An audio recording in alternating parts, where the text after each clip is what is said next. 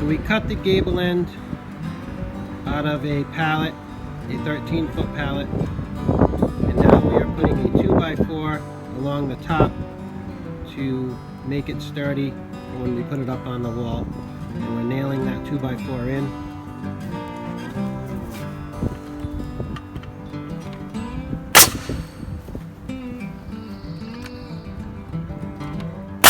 We have the gable end completed.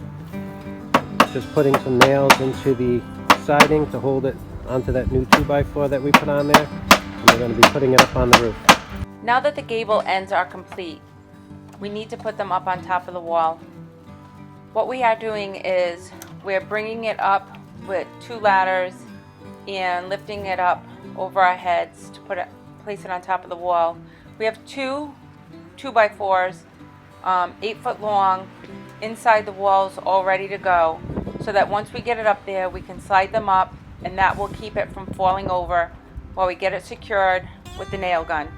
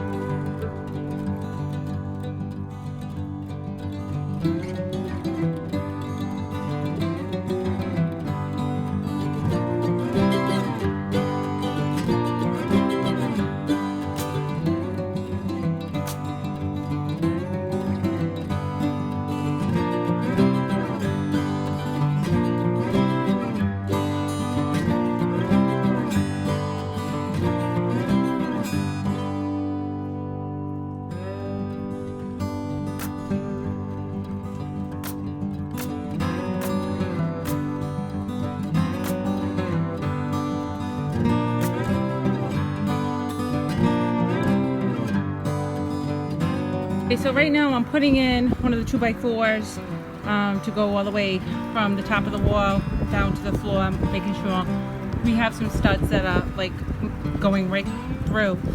And this one's taking a little convincing to go in.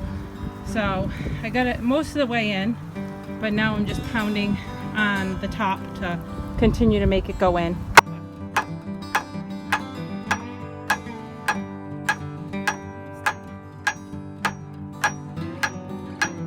So I got the 2x4 all the way in.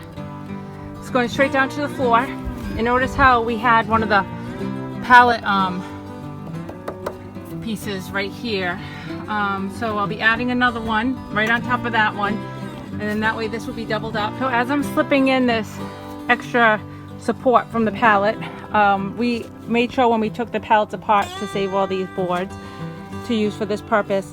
It gets caught sometimes because it's really tight. So I just used a pry bar, pulled it back a little bit, and then whacked on the top. And it's almost there. I just got a couple more inches to go. Let me see if I can find this. I'm sorry, I can't see too well here. All right, so yep. So you see a few more inches to go. But that's what you need to do. You just gotta use your pry bar. You just gotta, move them from one way to the other. Now we are ready to start cutting our roof rafters. We will be getting this done and then installing them as well as the boarding.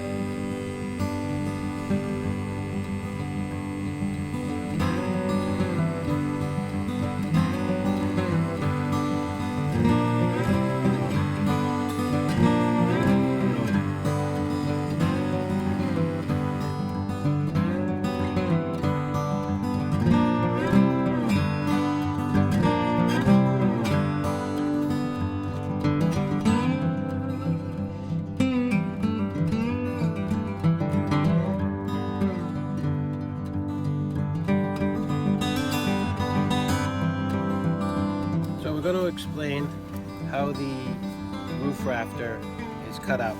So we have a 7-pitch roof. So we're going to put the square on the end of the 2x8, put it on the 7 common, and draw a line. Then we have a book that came with the square, the blue book. We're going to go to the rafter section. And the building is 12 feet wide. And it's a common rafter. So 7 pitch. Common rafter is 6 foot 11 3/8 inches. So we're going to measure down from the top point, 6 foot 11 3/8 inches. I'm going to put a mark. Going to put the square on that at a 7 pitch common.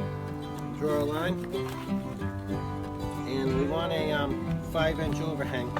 So we measure down 5 inches, did the same thing with the 7 common on the square.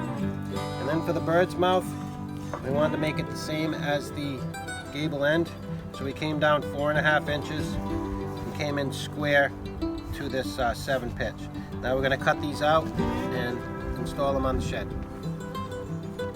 Now that all of our roof rafters are in place, we're going to start putting the boarding on.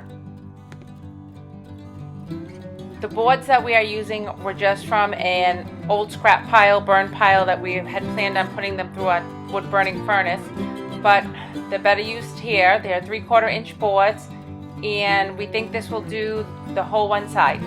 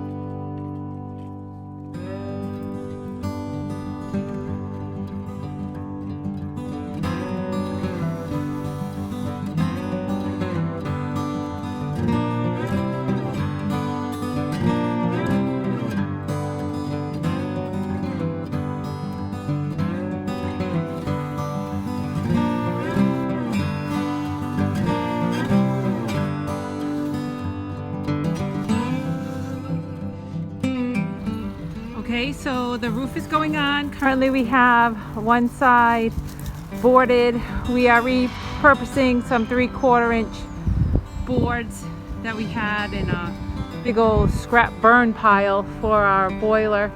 But so we're using those, topped it off with a little bit of a 3/4 inch plywood as well. On the other side, we'll be using probably some plywood, maybe a couple more boards, but the other side may be predominantly plywood or whatever else we can find around.